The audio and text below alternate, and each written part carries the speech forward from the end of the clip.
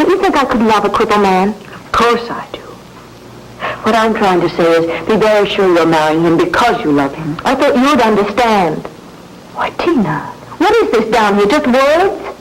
You talk and talk and talk about living unselfishly and giving to others. Somebody tries it, you call it cheating. Tina.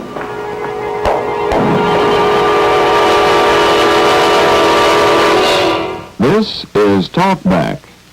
Our drama for this program is called Tina.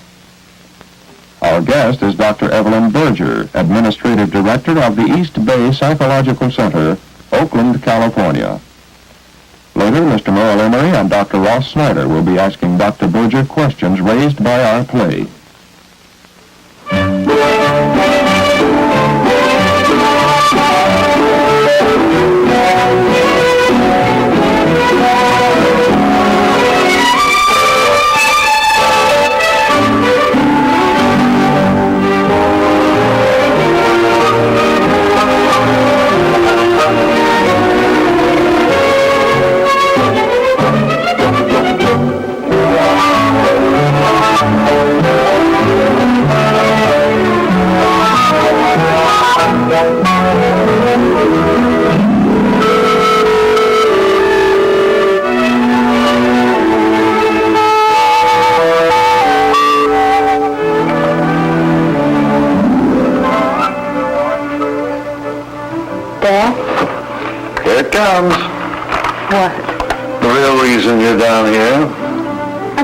Pack our camping equipment.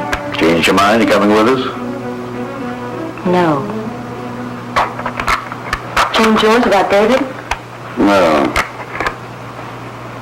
Tina, this is the first time we've been up to the lake with your brother and his family since their twins were born. I told you.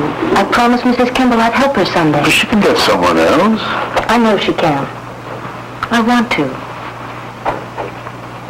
Besides, I don't want to be away from David so long. That's what I thought. Why do you feel this way about David? I can understand why Mother objects. She never liked anything that wasn't pretty. David's crippled body isn't pretty. Tina, I think I stated my position very clearly. I think there is something basically wrong with him. Why? No decent man, as crippled as he is, would consider marrying a girl like you. Why, the problems you'd have. The problems, Dad, aren't as important to me as they are to you. That's right, they aren't. You're above all that. I guess I had that coming. I did sound a little pompous, didn't I?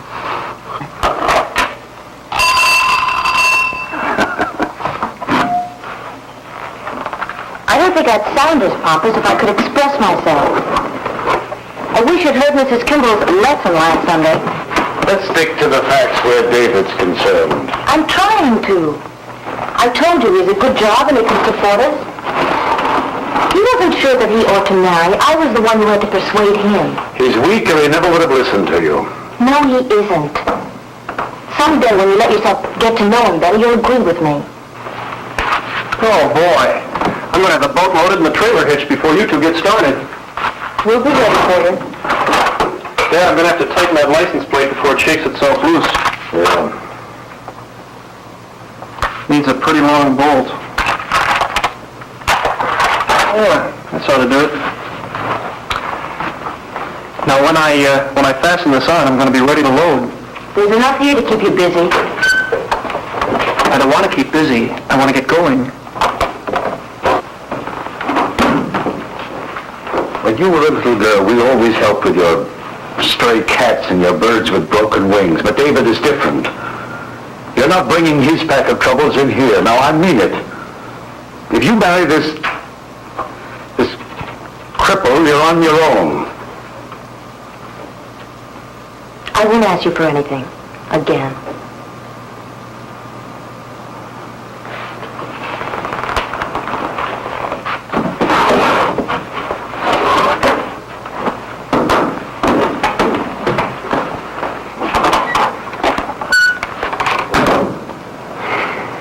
Leave it to me. Wrong size nut for the bolt. I think I'll get me a drink of water. Take your time. We can finish.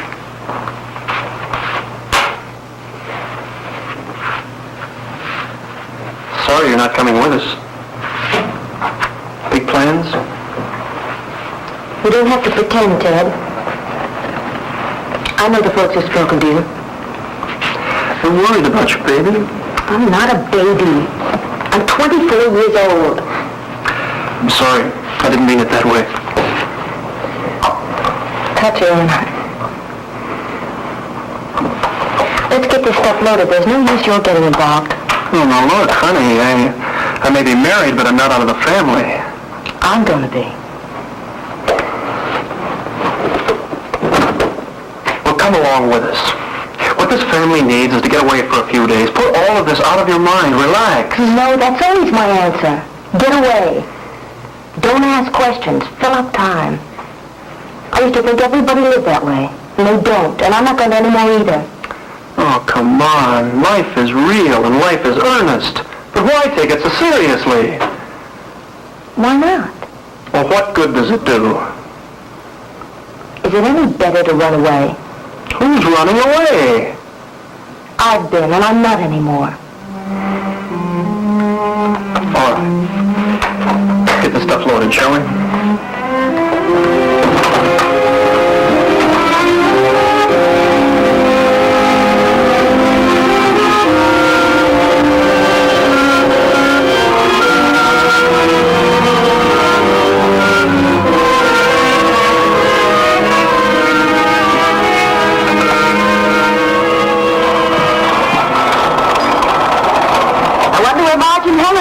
They said they'd be here early.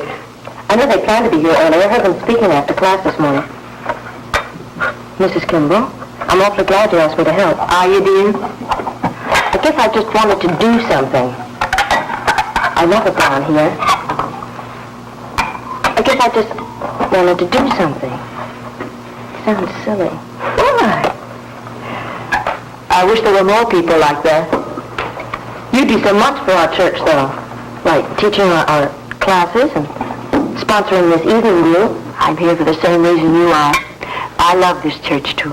I wish you had married couples in your class. Why? Because I don't want to leave it.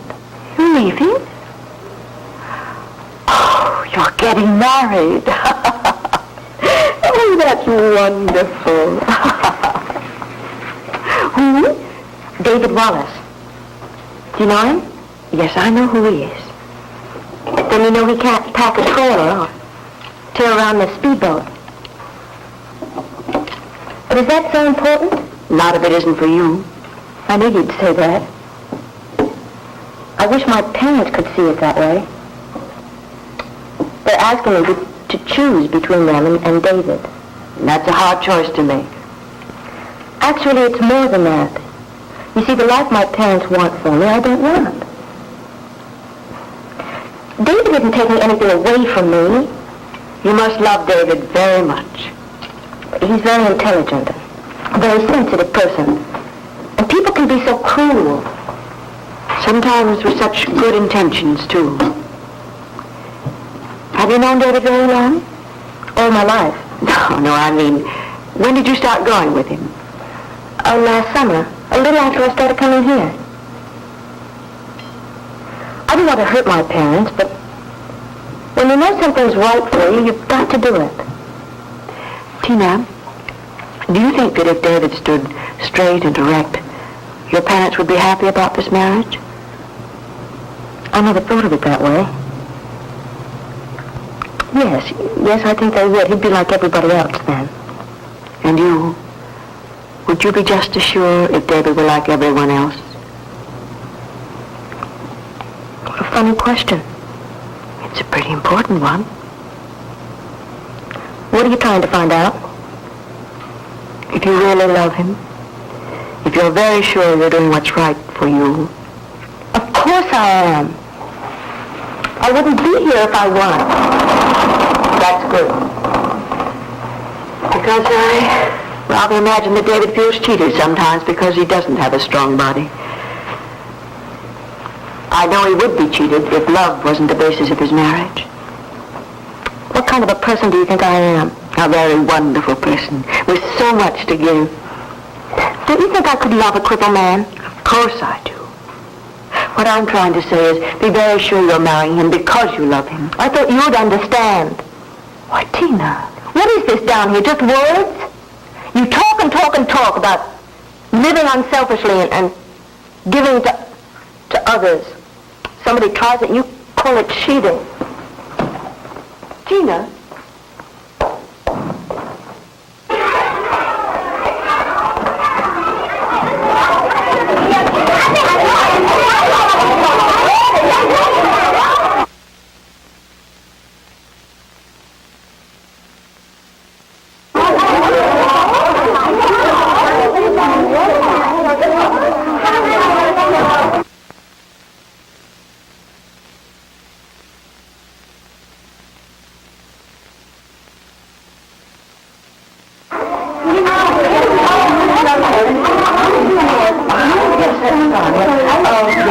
Will you go along to the rehearsal? I'll be joining you.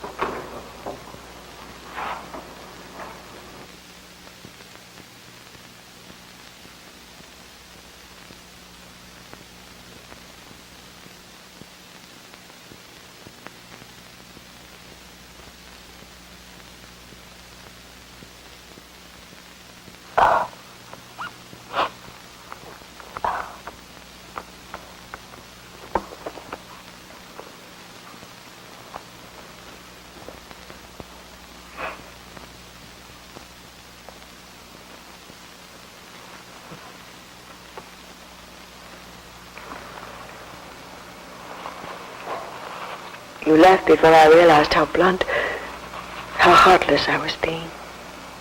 I'm sorry, Tina. No. I ran away because I always run away.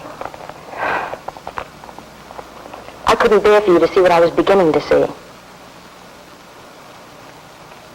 How could I do that to David? As a substitute for love, I offered him pity.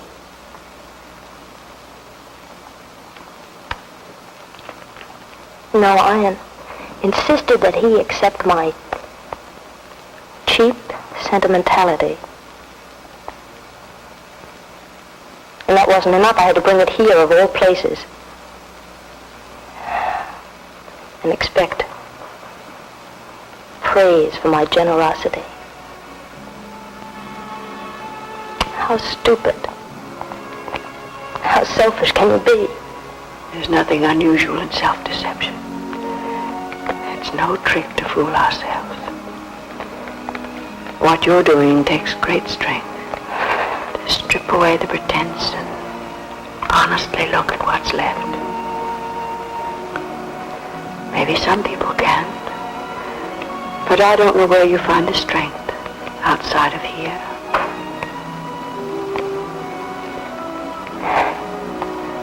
When you strip away the pretense and there's nothing left, then what? Then you've stopped running.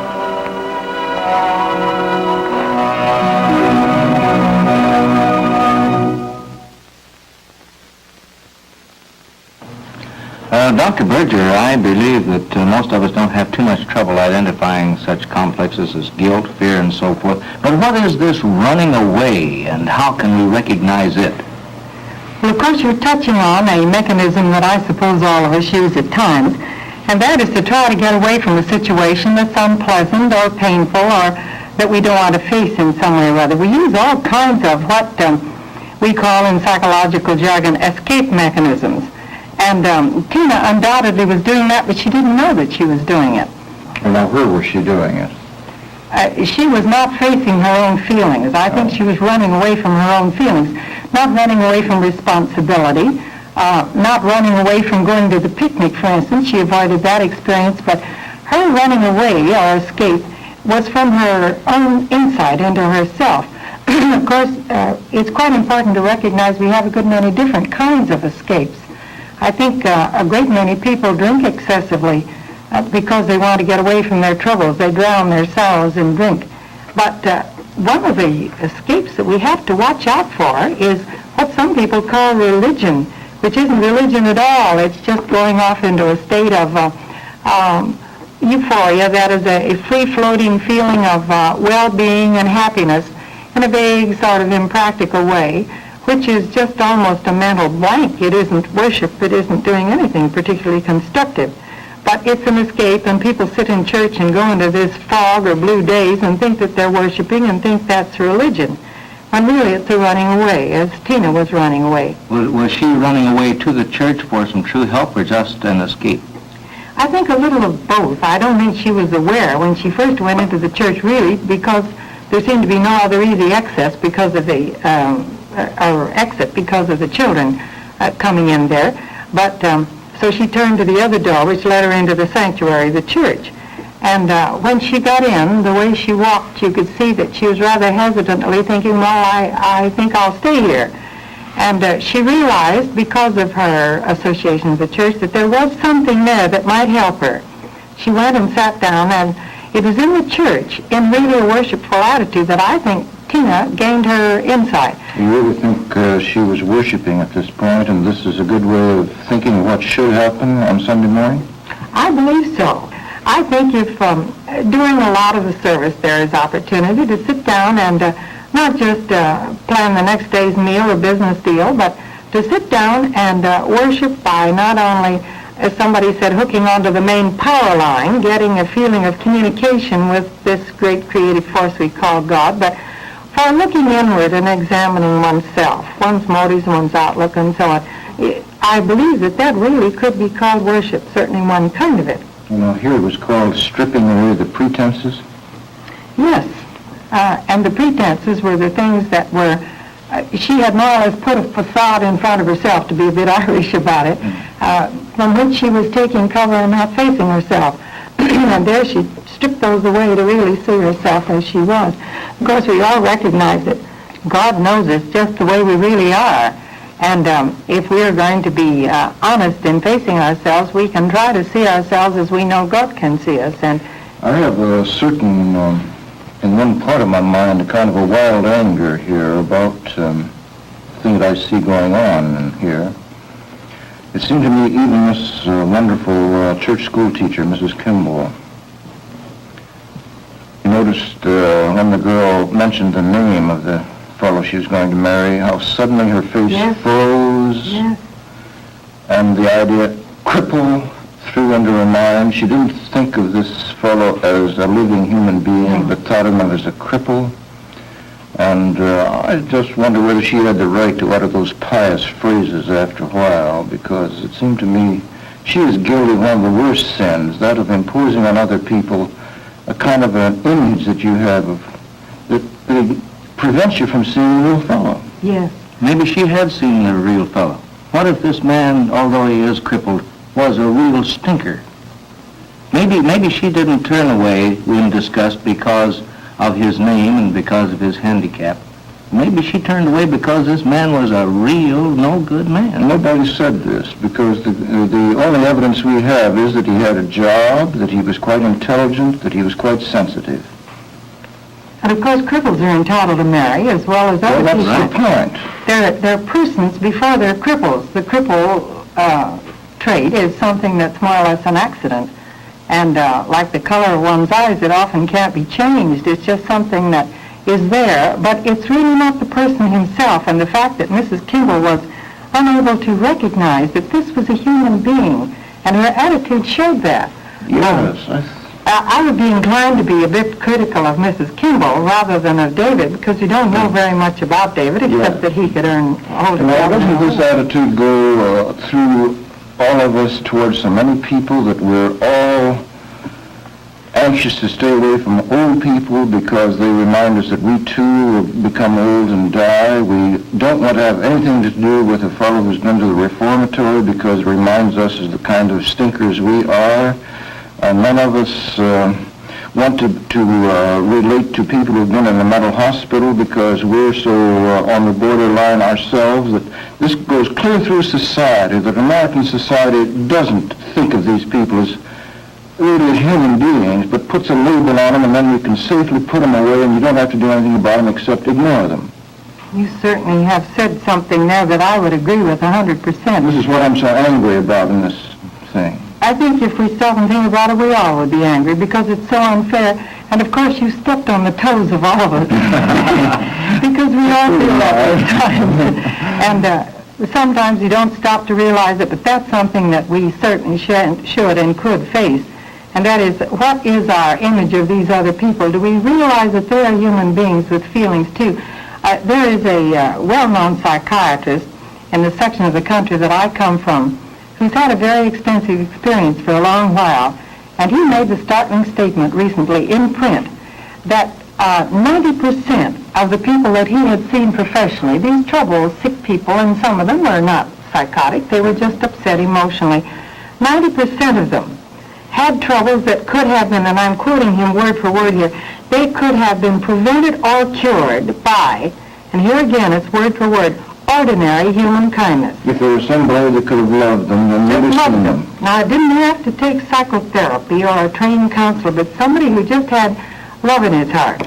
And the other 10% were people with brain damage or organic difficulties and things of that sort. But these people with the kind of emotional disturbances that often characterize the patients in our overcrowded mental hospitals, in the psychiatrist's office, even the people that are unhappy in the everyday walk of life like Tina, they could have had their problems helped so much by ordinary human kindness. And I'm not real sure what has been done to Tina in this situation. Of course, none of us can be. No. She had an enterprise.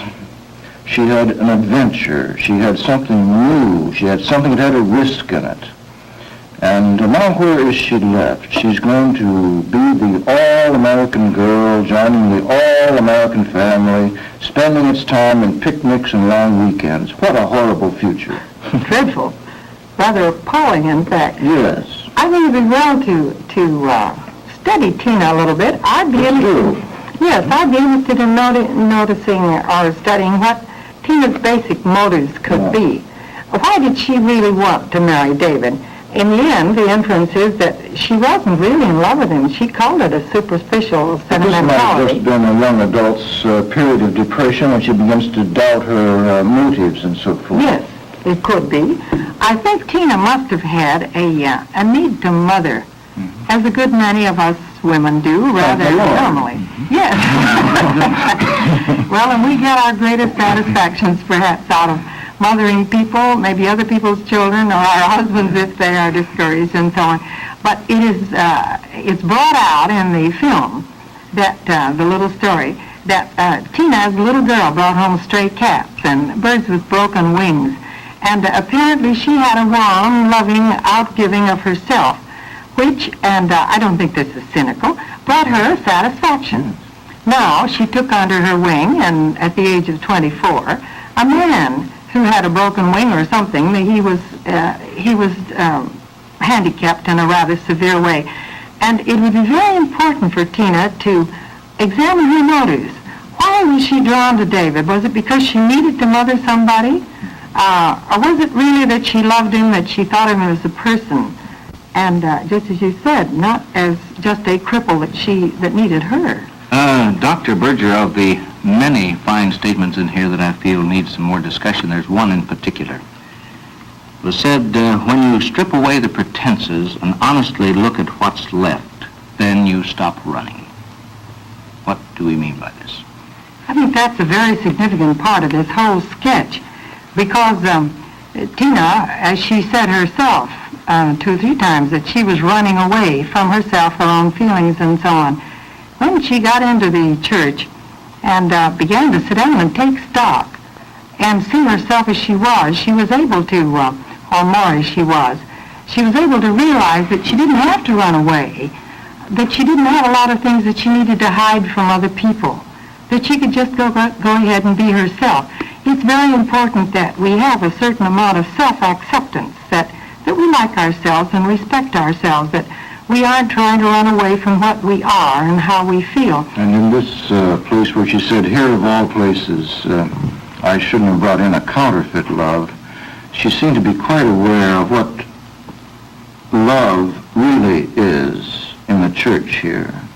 I think the church setting probably would have a good deal to do with her self-acceptance. And she really began to see what the Christian faith says love is, and it wasn't the thing that she had been having here. And this thing goes on in worship, doesn't it? Very much so. In fact, that's a big part of worship. I think a very important part of worship also, and I'm speaking as a psychologist now, is this basic human need that we all have to feel that we belong, that we're a part of the fellowship of the human race. And not just lonely? Not lonely. We're not all off by ourselves somewhere. And one of the most important contributions to the church nowadays, I think, in this confused, troubled world that we're all living in, with so much, even physical mobility, so many new things and rapid changes and so on, is to feel that we can contentedly identify with and belong to a group like a church group. And it isn't only to fellow human beings that we belong, but when we are in a sanctuary and worshiping, there is a sense of belonging to more than just the human race, a belongingness, a place in the whole universe, which is a part of worship. And somehow that you think you've discovered what the real core of yourself is that you can depend upon, because it's real and not just of you, but of that which makes the whole world. I think you've said it very clearly. It seems to me this is a part of religion and of worship itself. And in the hurly-burly confusion of out-of-church experiences, it's quite likely we don't have a chance for this. But in the church we do. And Tina seemed to get a good deal of self-revelation when she went into the sanctuary in that particular way. I was interested, too. Mrs. Kimball went in the sanctuary with her and performed something very important in this whole process. So there's a sense of an important adult sharing with you in this, or how would you interpret what Mrs. Kimball did here? Well, we all have, from infancy, significant adults, or we should have. If we don't, we grow up hollow shells of human beings. And these significant adults in the earliest years, of course, are parent figures. As we mature, the significant adult is often a parent surrogate or substitute in another older person who's loving and kind and interested. And there is no place where we are more apt to find that kind of person than in the church. And, This discussion isn't finished until you have thought through to your satisfaction the questions which Mr. Emery, Dr. Snyder, and Dr. Berger have been considering. Perhaps you will want to continue to think and talk about the issues which Talkback is raising. Talkback is a public service program presented by this station and the churches of your community. It was produced in cooperation with the National Council of Churches as a contribution of the Methodist Television Ministry.